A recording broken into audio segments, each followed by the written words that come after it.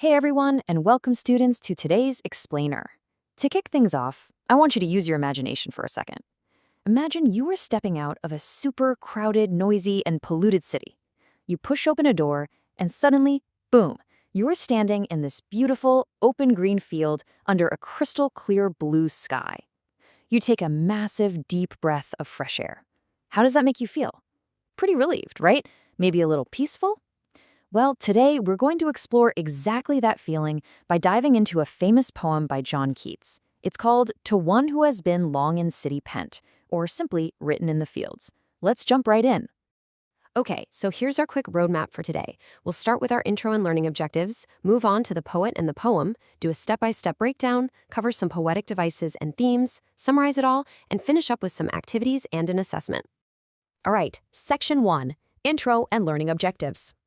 So, by following along with these simple steps today, you're going to completely master Keats' message. We're going to understand the main story, tackle some of the trickier vocabulary, read through the poem line by line, discover its core themes, and make absolutely sure you can answer any questions about the text with total confidence. Moving right along to Section 2, the poet and the poem. Let's meet the guy behind the words, John Keats. Now, Keats was a poet who literally lived and breathed nature.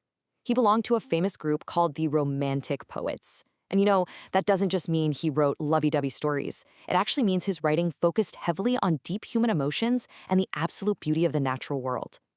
He wrote this piece using a very specific 14-line format called a Petrarchian sonnet.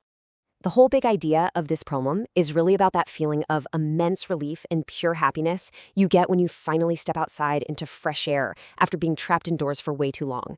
Keats wants to show us that nature isn't just something pretty to look at. It's a real game changer that can actually heal our tired minds and our bodies. Okay, before we read, let's look at some vocabulary. Keats wrote this quite a long time ago, so he uses a few words we definitely don't hear every day. When you hear pent, just think of feeling trapped or stuck. Firmament is simply the sky. A lair in this context isn't a supervillain hideout, it's just a really comfy resting place. Philomel is a fancy name for a beautiful singing bird called a nightingale, and ether is that super clear, high-up part of the sky. Keep these in your back pocket as we read. All right, let's dive into the main event. Section 3, step-by-step poem breakdown.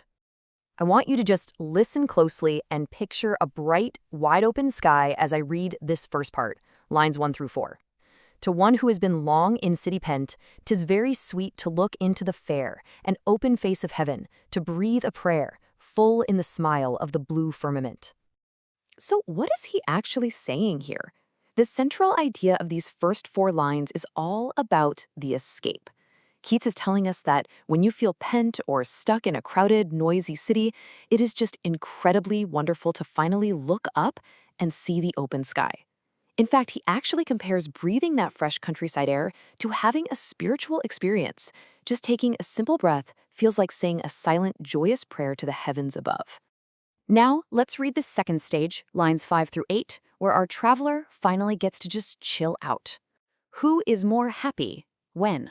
With heart's content, fatigued he sinks into some pleasant lair of wavy grass and reads a debonair and gentle tale of love and languishment. This part right here, this is the perfect afternoon. The traveler is fatigued, meaning they are physically tired from walking all that way. But their heart is completely happy. They find this super comfortable spot, a lair, made of tall, wavy grass to sink into. And what do? They just sit and read a gentle, romantic story.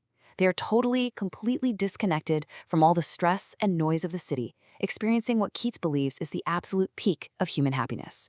Finally, we hit the last stage, the final 6 lines. The sun is starting to set, and our traveler has to head back. Returning home at evening, with an ear catching the notes of Philomel, an eye watching the sailing cloudlet's bright career, he mourns that day so soon has glided by, even like the passage of an angel's tear that falls through the clear ether silently. You can really feel how the mood changes here, right? True happiness out in nature is beautiful, for sure, but it doesn't last forever. As the traveler walks home, hearing the nightingale sing and watching the clouds float by, they start to feel a little sad. They mourn because this absolutely perfect day ended way, way too fast. It's kind of like when Sunday evening rolls around and you're just wishing you had a little more time before going back to the busy week. Moving on to Section 4, poetic devices, and themes. So the whole heartbeat of this poem is built on contrast. Keats basically sets up two entirely different worlds for us. On the one side, we have urban isolation, that claustrophobic, polluted feeling of the city where you just feel completely boxed in. And on the flip side, we have a rural liberation, the total freedom, the healing energy, and the fresh air of the open green fields. Now, to really make us feel those ideas, Keats uses a clever poetic device at the very end of the poem called a simile. A simile is just when you compare two things using the words like or as. He compares how fast that beautiful day ends to the passage of an angel's tear falling silently through the sky. It creates such a strong emotional picture in our minds of how quietly and quickly a perfect moment can just slip away from us. Building on that, let's look at the really big takeaways here. The first main theme is the transience of joy, which is a fancy way of saying good things don't last forever. The day is beautiful exactly because it's so short. The second theme is nature as divinity.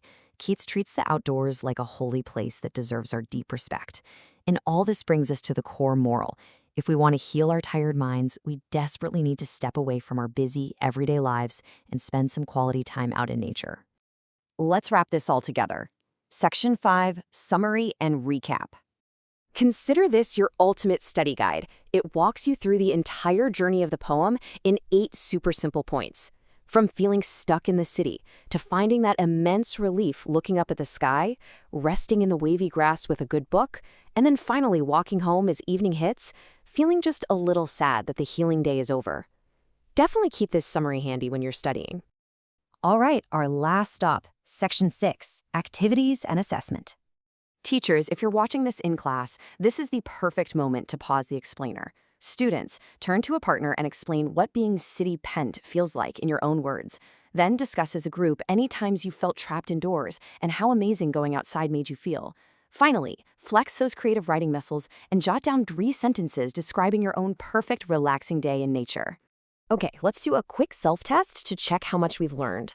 On the left, we've got 5 short answer prompts, like asking where the speaker was trapped and what bird they heard singing. On the right, there's a multiple choice question asking why the speaker is sad at the end of the poem. Give these a try to lock in what we've reviewed today. As we finish up this explainer, the absolute most important thing to remember is that Keats wrote this to remind us of the pure joy of escaping the busy city for the healing power of nature. I'm leaving you with these 5 simple homework tasks right here on the screen, and as you pack up your stuff today, I want to leave you with one final question. With how loud and crowded our lives can get, when are you going to plan your own escape to the fields to find your own wavy grass? Think about it. See you next time.